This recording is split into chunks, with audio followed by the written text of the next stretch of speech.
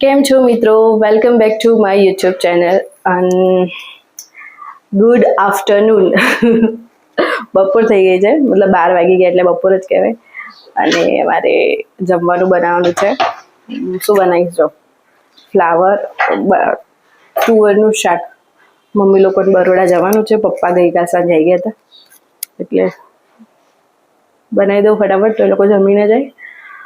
Mummy કપડાં ધોવે છે તો ફટાફટ જમવા બનાવી દઈએ અને મમ્મી લોકોને બાય બાય કરીએ. બાય બાય તો નથી કરવું પણ કરવું પડશે કારણ કે પપ્પાને બી બહુ કામ છે બરોબર. તો બનાવીએ જમવાનું. ચલો બતાવું થોડું થોડું સિમ્પલ જ બનાવીશ પણ તમને બતાવીશ. પહેલાં રહી નાખીશ.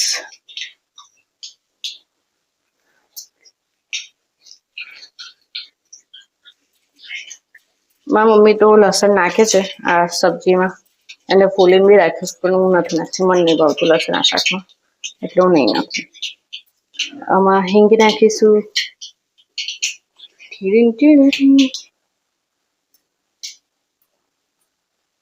પછી હું હળદર એટલા માટે નાખું છું કારણ કે શાકમાં છે ને કલર બહુ સરસ આવતો હોય એટલે. તો બતાવો.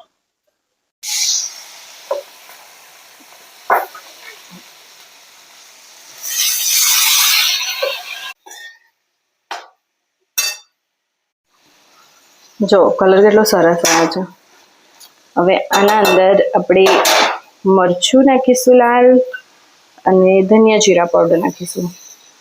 મને મીઠું નાખીશું. પછી એને પાણી નાખ્યા વગર જ ચડવા દઈશ. એ જ સરસ લાગે.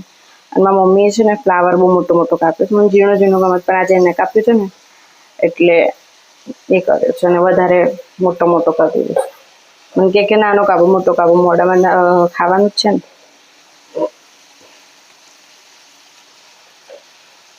બસ થઈ ગયું થઈ ગયું થઈ ગયું. કઢાઈ પર થાળી ઢાંકીને પાણી નાખી દીધું છે અંદર જેથી એના વરાળથી જ બફાઈ જાય.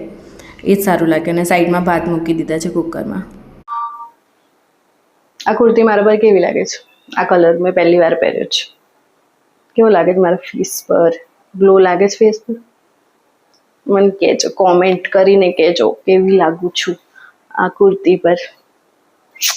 ઓકે, પહેલી વાર પહેરી છે એટલે પૂછું છું. ચલો જમવું હોય તો શાક ભાત ને રોટલી. મમ્મી પપ્પા બી જમવા બેસી ગયા છે. હું પણ જોડે બેઠી છું જમવા. ચલો ખાવું હોય તો આવી જાવ હેડો. કટ. ચલો જવું છે.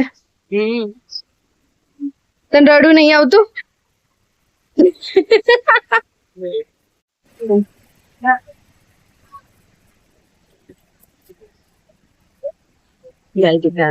બાય. કેવી લાગે છે? પપ્પી કર. ચલો પપ્પા પપ્પી કર દો. ચલો બાય બાય. જય અંબે. Bye bye. લો બંધ કરું. ખોલો કાચ. એટલે કાચ ખોલો. હા ચલો પરફેક્ટ. ચલો જય અંબે. શાંતિથી જજો. રસ્તો ભૂલાય પડો ને પપ્પા તો ફોન કરજો. હા અને પાછા ધીરે ધીરે જજો ને પહોંચીને ફોન કરજો. ચલો બાય. જય અંબે.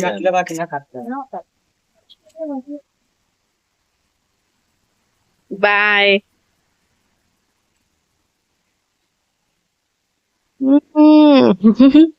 ઇમોશનલ થઈ ગઈ હતી મમ્મી.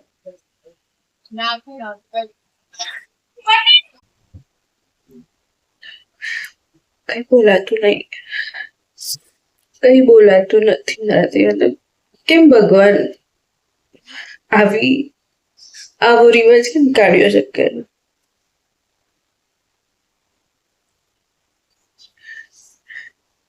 કોઈ દુઃખ કઈ નહીં પણ જ્યારે મમ્મી લોકો આવે ત્યારે ખુશી થાય પણ જાય ત્યારે દુઃખ થાય જ.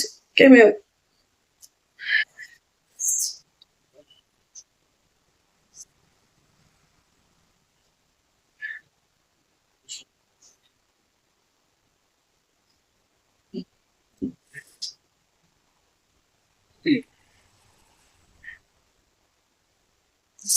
શાંતિથી ઘરે પહોંચી જાય. એ તો નોર્મલી આપણે કોઈ બી ઘર હોય, મમ્મી પપ્પા આવે તો ખુશ જ થાય, પણ જાય ત્યારે દુઃખ તો થાય જ. તો પછી તમને બપોરે મમ્મી લોકોને ગયા પછી હું ખબર નહીં ઇમોશનલ થઈ ગઈ હતી, રડી દીધું હતું. એટલે પછી મારું માથું બહુ દુખવા લાગી હતું, એટલે સુઈ ગઈ હતી. પછી હું સુઈ ને થોડી વારમાં જતી ના, એટલે પછી મને ટાઈમ જ નહીં મળ્યો સુવાનું. એટલે કદાચ એના લીધે માથું દુખતું કે રડી એટલે દુખતું હતું ખબર નહીં.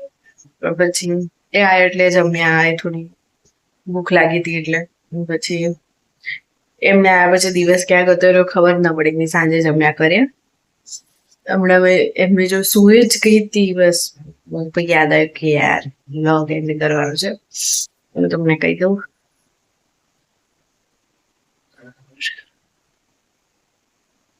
અત્યારે મતલબ રાત 11 વાગ્યા, 11 સવા 11 થયા છે. તો 11 સવા 11 શું સવારે 6 વાગે તો ઉઠી જવું. એટલે મને એવું લાગે છે કે મારી ઊંઘ પૂરી નહીં થતી.